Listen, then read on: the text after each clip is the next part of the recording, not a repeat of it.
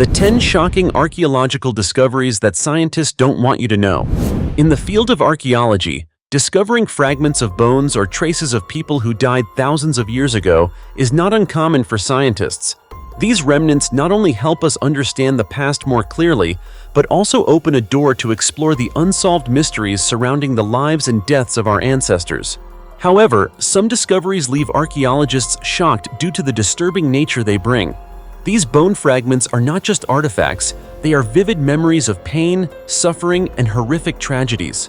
In some cases, when excavating an ancient burial site, scientists uncover strange signs, such as brutality in the deaths of the deceased or burial practices unlike any rituals known in history. So, what chilling discoveries have archaeologists made in recent years? Let's explore them now. Evidence of Neanderthals eating their own kind. In 2010, a chilling archaeological discovery shocked the scientific community when researchers announced the discovery of a Neanderthal family skeleton found in a remote cave in Spain.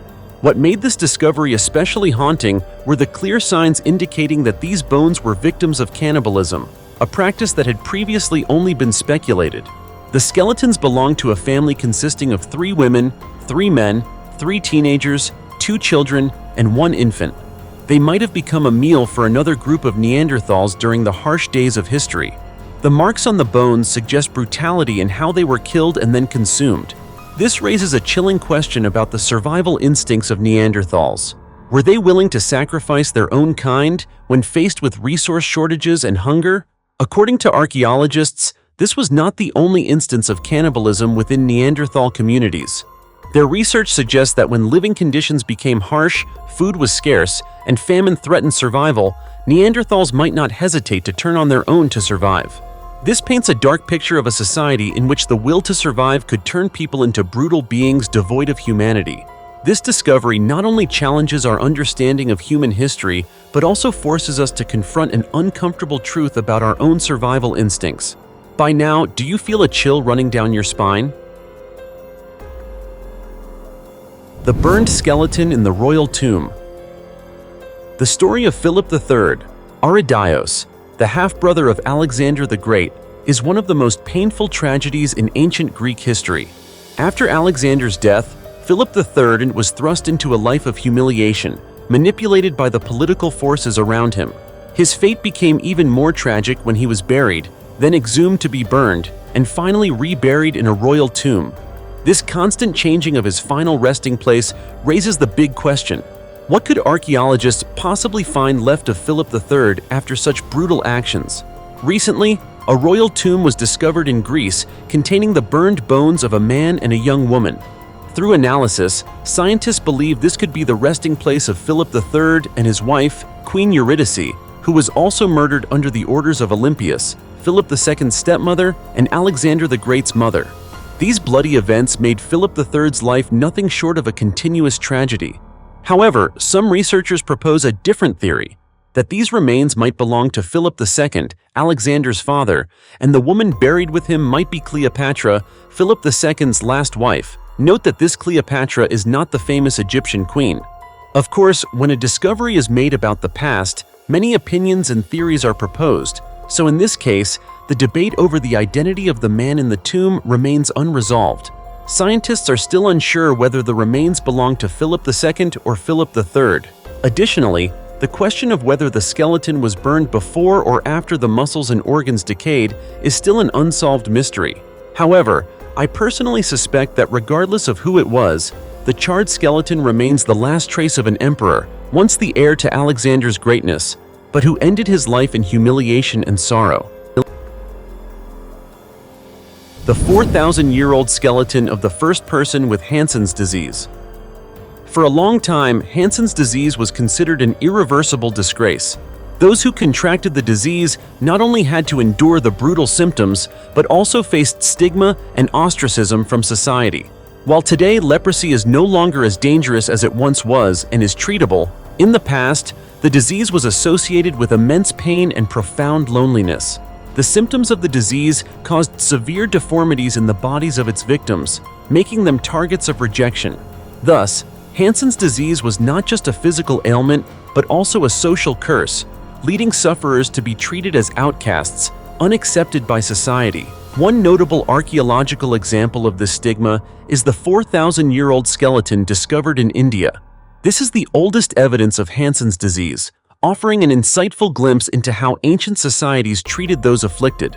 The skeleton shows that the person with the disease was buried in a rock cavity, away from healthy individuals, clearly reflecting the social ostracism of that time. Ancient Hindus had a tradition of cremating the dead, and only those deemed unworthy, considered impure, or socially unacceptable were buried.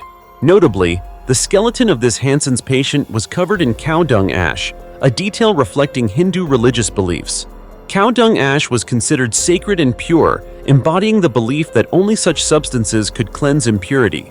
Burying the diseased person in such conditions was not only an act of isolation, but also reflected social class distinctions, health discrimination, and deep stigma that society imposed on those with leprosy for centuries.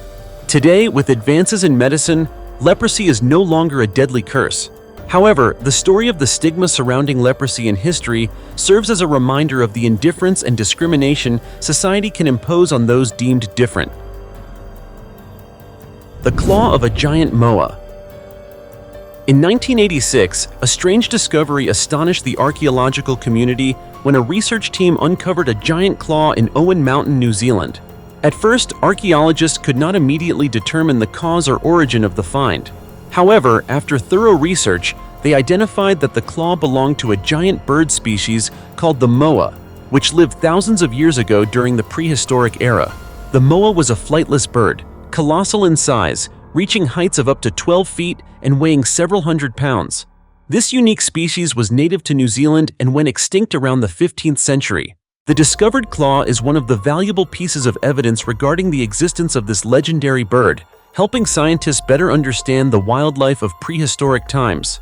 However, another mysterious and hard-to-explain discovery emerged during an excavation in Israel. Archaeologists uncovered hundreds of infant skeletons while excavating a subterranean drain system beneath an ancient Roman bathhouse. This discovery was odd and left many researchers puzzled. It raised numerous questions about why these infant skeletons were found in such an unexpected location. Experts speculate that this could be a sign of a religious ritual or an act of brutality from the past, but to this day, no satisfactory explanation has been found for this. Notably, the discovery of infant remains in a structure like a Roman bathhouse only adds to the mystery, making it even more intriguing and challenging the curiosity of humanity.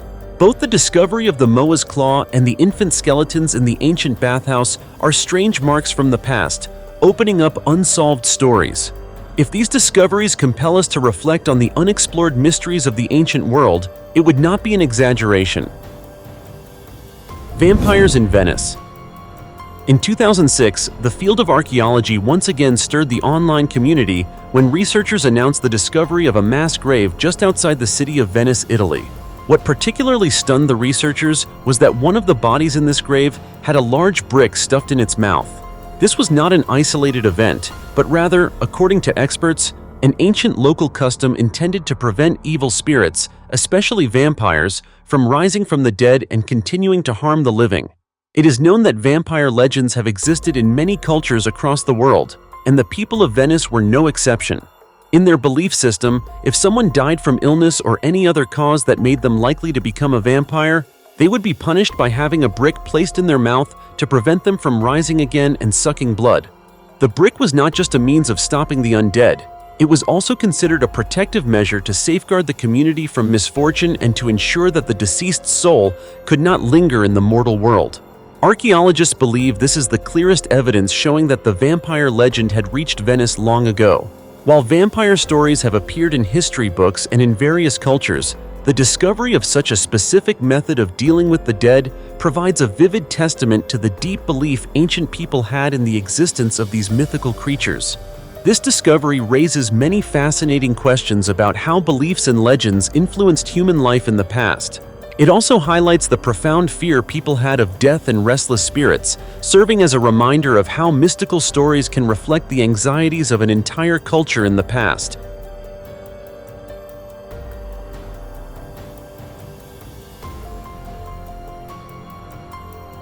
The headless skeleton of a circus performer.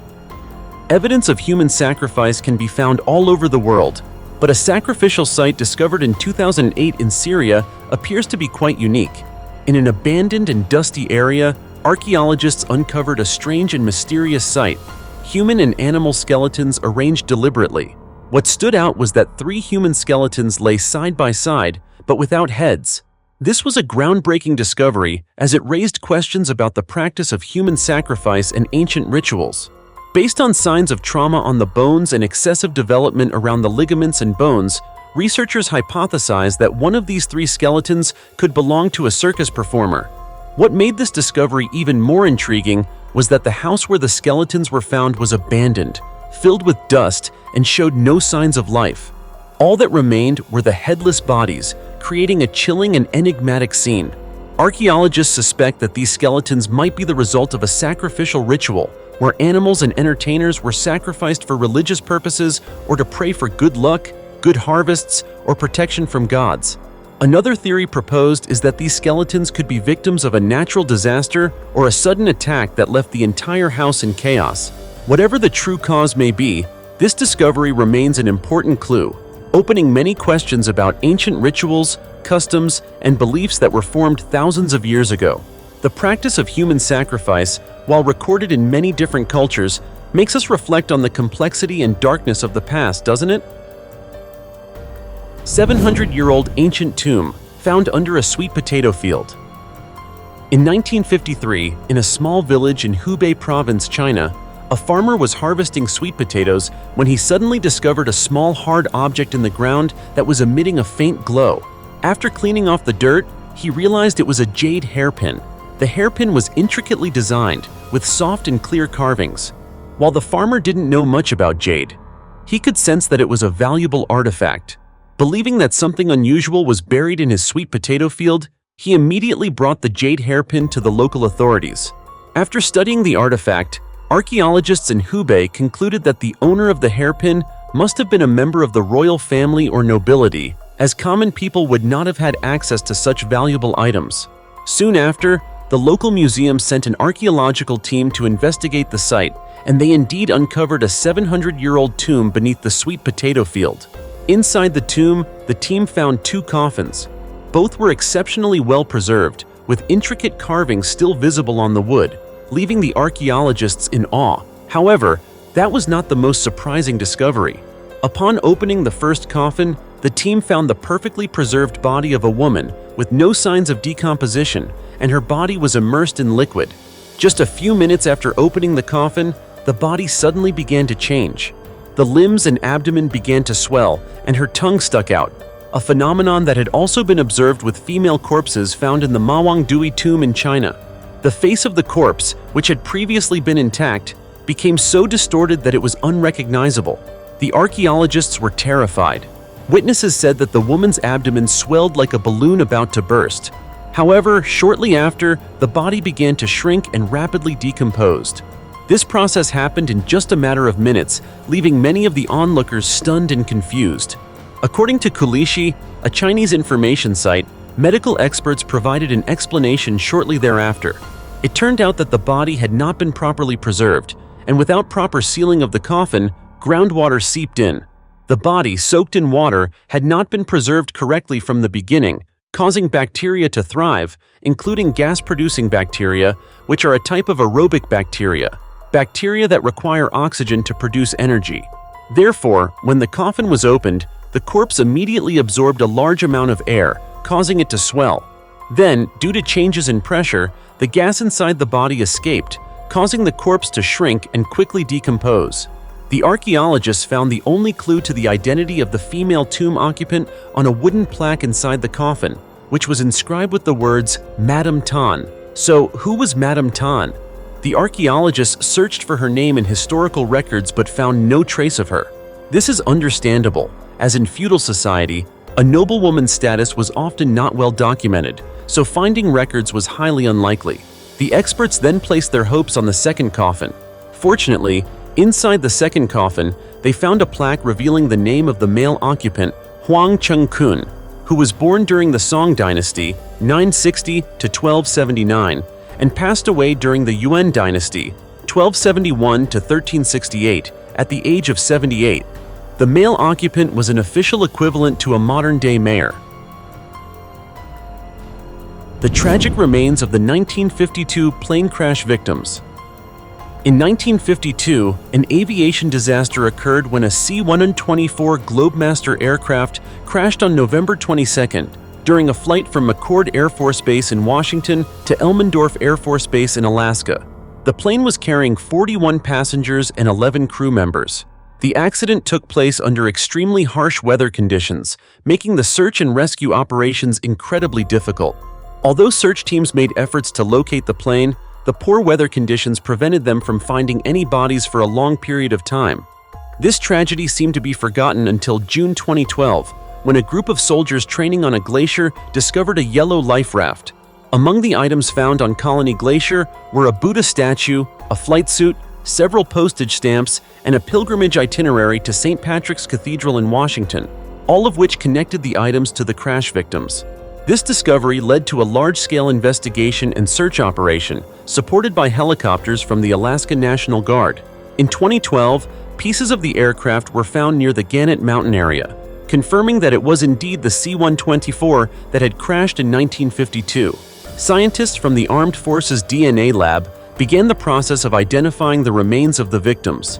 As of now, 17 military personnel have been identified, and the search continues with the goal of returning the remains to their families. According to the U.S. military, the search will continue until all missing individuals are found and identified. Although nearly all of the remains have been identified, 9 people have yet to be recognized. This search effort is expected to last several more years as rescue teams continue to search for aircraft wreckage in the area around George Lake. This is undoubtedly a deeply tragic but also heartwarming story, as the efforts to locate and identify the remains have brought hope to the families and loved ones of the servicemen who perished in this aviation disaster now 60 years after the accident occurred.